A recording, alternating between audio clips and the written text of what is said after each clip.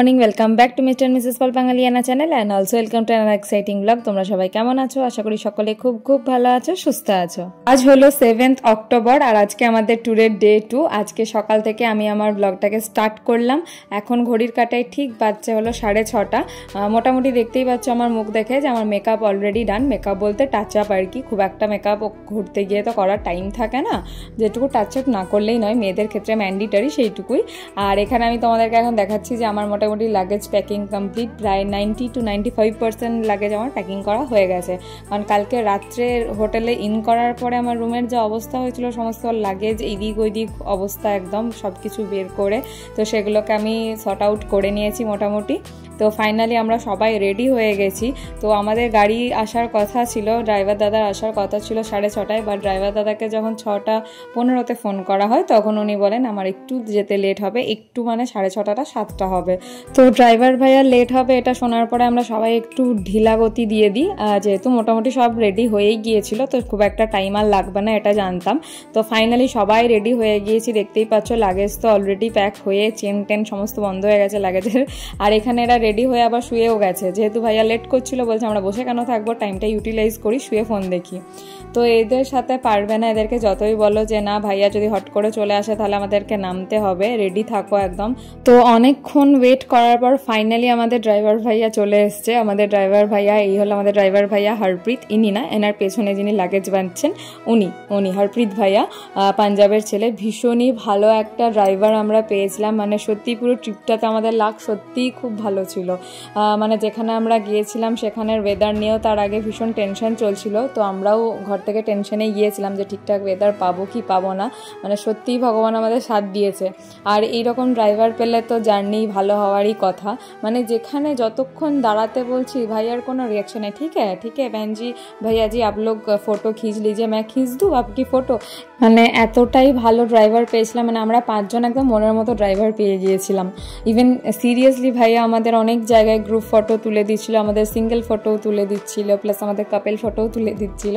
ভাইয়ারও অনেক photo video আমরা করে দিয়েছিলাম। ভাইয়াও ভীষণ ফটো তুলতে ভালোবাসে, যেটা বুঝলাম ভাইয়ার সাথে এতদিন ট্রাভেলটা করার পরে। তো আমাদের 5 জনের যে গ্রুপটা ছিল 5 জনই কিন্তু ভীষণ পরিমাণে ফটো পাগল মানুষ আর কি। তোমাদের দাদাভাই তো সব থেকে বেশি, মানে সব থেকে টপ লেভেলে ফটো পাগল মানুষ গ্রুপের মধ্যে কেউ থাকলে সেটা তোমাদের দাদাভাই। মানে ফটো তুলবে, হয়তো আমি 5টা ফটো তুলবো কিন্তু 5টাই দেখার মতো ফটো হতে হবে, এইরকমই একটা ওর ক্রাইটেরিয়া, নাহলে তোমরা তুলেই যাও। যতক্ষণ না ওনার মনের মতো ফটো হচ্ছে ততক্ষণ কিন্তু উনি কাউকে ছাড়বেন না। তো ভাইয়ার সাথে আলাপ পরিচয় সারতে সারতে প্রায় অনেকটা রাস্তা চলেই এসেছি আমরা, অনেকটা বলতে খুব একটা বেশি না, কিছুটা রাস্তা। তারপরে আমাদের পেয়ে যায় খিদে, মানে ব্রেকফাস্ট সকাল থেকে উঠে তো শুধু চাই খেয়েছিলাম, আর তো কিছু খাওয়া হয়নি। তো ভাইয়া বললো আমারও ব্রেকফাস্ট করা হয়নি, তো সবাই মিলে দাঁড়িয়ে এখানে ব্রেকফাস্টটা সেরে নিই, দেন আমরা জার্নিটা তাহলে টেনে একটানা করতে পারবো, অনেকক্ষণ একবারে লাঞ্চ ব্রেকে দাঁড়াবো।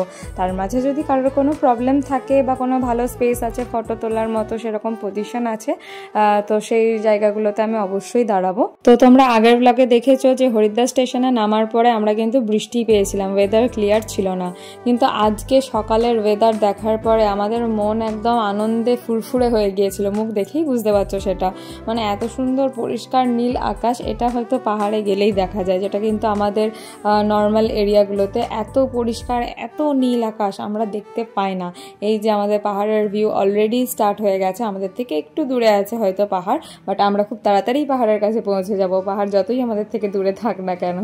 তো তোমাদেরকে তো আসল কথাটাই শেয়ার করা হয়নি, আজকে আমাদের হরিদ্বার থেকে যে নেক্সট স্টপেজ সেটা কোথায় সেটাই তো তোমাদেরকে এখনো আমি শেয়ার করিনি। এই যে সাইনবোর্ড বেরোলো, কেউ নোটিস করলে কি কোথায় যাচ্ছি আমরা, কিছু আইডিয়া করতে পারলে? পারোনি নিশ্চয়ই, স্কিপ করে গেছো। তো আমি বলে দিই যে আমরা এরপর আজকে কোথায় স্টে করব রাত্রে। যদিও হরিদ্বার থেকে যেখানে আমরা যাচ্ছি সেটা ডিস্টেন্স কিন্তু অনেকটা, প্রায় আমাদের রাত্রি 11টা 11:30 বেজে গিয়েছিল পৌঁছাতে। তো আজকে আমরা যাচ্ছি হলো গুপ্তকাশী, সোজা হরিদ্বার টু গুপ্তকাশী। এতটা লেট হতো না, মাঝখানে আমরা প্রায় অনেকবার দাঁড়িয়েছি, দেখতেই পাচ্ছ এত সুন্দর একটা ব্রিজ দেখে, ফাঁকা ব্রিজ, গাড়ি পেরোচ্ছে আর কি, গাড়িতে বেরোবেই অবশ্যই রাস্তা। আর পেছনে আমাদের চলছিল প্রি ওয়েডিং শ্যুট, সেটাও আমরা দেখছিলাম। তো আমরা ভাবলাম আমাদেরও একটু নিজেদের ফটোশ্যুট হয়ে যাক, আমাদের মেইন জার্নি আজ থেকেই শুরু হলো, ফটোশ্যুট না করলে হয় বলো? প্লাস এত সুন্দর একটা লোকেশন, চারিদিকেই পাহাড় আর সুন্দর একটা রেলিং করা ব্রিজ, সত্যি ভীষণ সুন্দর লোকেশন ছিল, ভীষণ সুন্দর সুন্দর ফটোগ্রাফি ভিডিওগ্রাফি করেছি আমরা। এই যে আমাদের ক্যামেরাম্যান পার্থ, কখনো কখনো পার্থ, কখনো কখনো শুভরই ক্যামেরা, এটা শুভর ক্যামেরা আছে DSLR, ও নিয়ে গিয়েছিল। আর পার্থ এখানে ট্রাই করছে নানা রকম পোজ দিয়ে তোলার সবারই, কোনো ফটো ভালো আসছে, কোনো ফটো হেজি তুলছে, না মজা করলাম, ভালো ভালো ফটো তুলে দিয়েছে। এই যে ভাইয়ার ফটো কিন্তু আমরা তুলে দিয়েছি, বললাম না একটু আগে, এই যে ভাইয়ারই ফটো তুলছে এখন পার্থ। তো চারিদিকের ভিউটা দেখে বিশ্বাস কর এখন থেকেই মনে একটা তৃপ্তি অনুভূতি আসছিল। পাহাড়ে এলেই যেন অদ্ভুত একটা শান্তি, অদ্ভুত একটা নিরিবিলি, মানে আমাদের ব্যস্ততম জীবনে যে পরিমাণ টেনশন অলরেডি আমাদের সকলের মাথায় আছে, এই পাহাড় সত্যি সমস্ত কিছু ভুলিয়ে দেয়, বিশ্বাস করো। অনেকেই আমার সাথে একমত হবে, অনেকেই কি প্রায় সবাই আমার সাথে একমত হবে, তাই না? তো তোমাদের সাথে গল্প করতে করতে কিন্তু আমরা ওই ব্রিজটা পেরিয়ে আরও অনেকটা রাস্তা প্রায় চলেই এসেছি। তো আমাদের এটা সেকেন্ড স্টপেজ, দেখে বুঝতে পারছো কি এটা কি জায়গা? এটা হলো দেবপ্রয়াগ, অলকানন্দা নদী আর ভাগীরথী নদীর মিলনস্থল, সবাই জানবে হয়তো। তো দুটো নদী মিশছে, কি অপরূপ একটা সৌন্দর্য, বিশ্বাস করো। যেহেতু আমরা আসার কিছুদিন আগে এখানে ভীষণ প্রাকৃতিক দুর্যোগ চলছিল, বৃষ্টি হচ্ছিল প্রায় দিনই, তো সেই কারণে নদীর দুটো আলাদা রং আমরা বুঝতে পারবো কিনা সেটা একটা টেনশন ছিল, কারণ অনেক সময় বৃষ্টির কারণে নদীর জল ঘোলাটে হয়ে যায়, আমরা সবাই জানি। তো এই যে মা ধারী দেবীর মন্দির, এটা হলো প্রবেশদ্বার, এখান থেকেই ঢুকতে হয়, একদম নিচে নামতে হয়। মা ধারী দেবীর মন্দির কিন্তু এই যে জলটা দেখতে পাচ্ছ এই নদীর ওপরেই কিন্তু স্থাপিত। তো অনেকটা নিচে নামার টাইমে তো সত্যিই কোনো কষ্ট হয়নি, দৌড়ে দৌড়ে নেমেছি, বাট ওঠার টাইমে কষ্টটা আমরা ফিল করতে পেরেছি। বলতে পারো একটা ট্রায়াল হয়ে গেল আমাদের, যেটা মেন ট্রিপ, সেই ট্রিপটারই একটা ট্রায়াল ছিল মা ধারী দেবীর মন্দির থেকে ওঠা। তো এই হলো মা ধারী দেবীর মন্দির, অলকানন্দা নদীর ওপর যেই মন্দিরটি স্থাপিত। তো চারিদিকে নদীর জল বয়েছে, দেখতেই পাচ্ছ, মাঝখানে পিলার তুলে মায়ের মন্দির কিন্তু স্থাপিত করা হয়েছে। তো দেখতেই পাচ্ছ এখন অনেকটা নিচে আমাদেরকে নামতে হবে, আমি জুম করে করে তোমাদেরকে দেখাচ্ছি। তো মায়ের মন্দিরের পাশেই কিন্তু এরকম ঝুলন্ত একটা ব্রিজ আছে, যেটা এপার থেকে ওই পারে যাওয়া যায়। এই ব্রিজেও কিন্তু আমরা সুন্দর সুন্দর ফটো ভিডিও শ্যুট করেছি এবং গিয়েছিলাম, সত্যি ভীষণ সুন্দর। ওই ব্রিজটাই দাঁড়িয়ে প্লাস মায়ের মন্দিরে দাঁড়িয়ে চারিদিকের যে ভিউটা, কিছুক্ষণ পর হয়তো তোমাদেরকে শেয়ার করব, ভিডিওতে কিছুটা শেয়ার করব, রিলসের মাধ্যমেও কখনো কখনো শেয়ার করব, তোমরা দেখে নিও সমস্ত ফটো ভিডিওগুলো। তো এইখানে হয়তো প্রপার বুঝতে পারবে না, কারণ কি চারিদিকটায় যেহেতু জলের ওপরে ব্রিজ, তো চারিদিকটায় এরকম রেলিং করা, যাতে কেউ কোনো রকমভাবে হোঁচট খেয়ে বা স্লিপারিভাবে জলে না পড়ে যায়, সেই সেফটিটা মেনটেন করার জন্য। তো মোটামুটি ভিড় ছিল, খুব যে অতিরিক্ত ভিড় ছিল মন্দিরে সেটাও না, আবার খুব কমও না, মোটামুটি। মন্দিরে এইটুকু ভিড় তো থাকবেই, স্বাভাবিক জিনিস। তো মা ধারী দেবীর মন্দির, যেটা আমরা জানি যে 4 ধামের রক্ষক, যারাই যে কোনো ধামের দর্শন করতে আসে তারা কিন্তু মা ধারী দেবীর মন্দির দর্শন অবশ্যই করে। তো মা ধারী দেবীর মন্দিরকে যেহেতু 4 ধামের রক্ষক বলা হয়, সে কারণে মায়ের একটা আশীর্বাদ নিয়ে যাওয়া, যে আমরা যেন সুস্থ স্বাভাবিকভাবে দর্শন করে আবার সুস্থভাবেই বাড়ি ফিরতে পারি, সেই আশীর্বাদ মায়ের কাছ থেকে, সেই অনুমতি নিয়ে যাওয়া মায়ের কাছ থেকে। এখানকার প্রত্যেকেই সেটা বিলিভ করে, বিশ্বাস রাখে মায়ের ওপরে। তো আমরাও সেই মতো মায়ের দর্শন করেছি এবং আমাদের তার পরবর্তী যাত্রা তারপরেই কিন্তু শুরু করেছি। অনেকেই হয়তো এই মন্দিরের পার্টটা থেকে আস্তে আস্তে গেস করা স্টার্ট করবে যে আমাদের ফাইনাল ট্রিপটা অ্যাকচুয়ালি কোথায় আমরা যাচ্ছি ফাইনালি, কিন্তু আমি এখন সেটা রিভিল করব না। এর পরবর্তী যেই ব্লগটা আসবে, এই ব্লগে না, এর পরবর্তী যে ব্লগটা আসবে সেইখানেই তোমরা ফাইনাল আমার মুখ থেকে শুনতে পারবে যে আমরা ফাইনালি কোথায় এলাম। তো আজকে আমাদের রাত্রের স্টে কিন্তু গুপ্তকাশীতে, এটা থেকেও অনেকে আন্দাজ করে নেবে আশা করা যায়, কারণ এখন এটা নিয়ে একটা ট্রেন্ডিং ব্যাপারও চলছে বলতে পারো। বাট আমরা ট্রেন্ড ফলো করে নয়, এটা আমার ভীষণ একটা স্বপ্নের জায়গা, অনেক দিনের ড্রিম কাম ট্রু বলে না, সেরকম একটা ব্যাপার আমার সাথে হয়েছে। তোমাদের দাদাভাই সেটা স্বপ্নটা আমার পূরণ করেছে, মানে এই জায়গাটা আমার অনেক দিনের শখ ছিল যে আমি যাব। হ্যাঁ, তবে এটা ঠিক, যেখানে আমরা যাচ্ছি সেখানে যিনি আছেন তার ডাক না পেলে হয়তো আমার যতই স্বপ্ন থাকুক আর যতই ইচ্ছে থাকুক, বা তোমাদের দাদা ভাই যতই চেষ্টা করুক, আমরা কিন্তু সেখানে যেতে পারতাম না। তিনি আমাদেরকে ডেকেছেন বলে আমরা তার কাছে পৌঁছাতে পেরেছি, এটা কিন্তু অবশ্যই স্বীকার করব। তার ইচ্ছের আগে আমাদের ইচ্ছে তো সামান্য ফেলনা মাত্র, তুচ্ছ একটা জিনিস, তার ইচ্ছেতেই সব। যাই হোক, অনেক জ্ঞান দিয়ে ফেললাম তাই না? তো এবারে ঘোড়ার কথায় ফেরা যাক। এই যে অলকানন্দা নদী দেখতেই পাচ্ছ, তার উপরে মায়ের নদী সুন্দরভাবে স্থাপিত করা হয়েছে। এটা কিন্তু আমরা সাইড থেকে ফটো ভিডিও নিচ্ছিলাম। এরপর বললাম না, মায়ের মন্দিরের পাশে একটা ঝুলন্ত ব্রিজ আছে, সেই ব্রিজের দিকেই কিন্তু আমরা যাচ্ছি, ঠিক একদম মায়ের মন্দিরের পাশেই। আর মায়ের মন্দিরে যদি তোমরা পুজো দিতে চাও, সেই সমস্ত পুজোর জোগাড় কিন্তু মন্দিরে নামার পথে অজস্র দোকান আছে, অজস্র পুজোর সামগ্রী আছে, তোমরা সেখান থেকে নিয়ে মায়ের পুজো দিতে পারো। তবে শুনেছি মায়ের মূর্তি কিন্তু 3 বেলায় 3 রকম রূপ ধারণ করেন।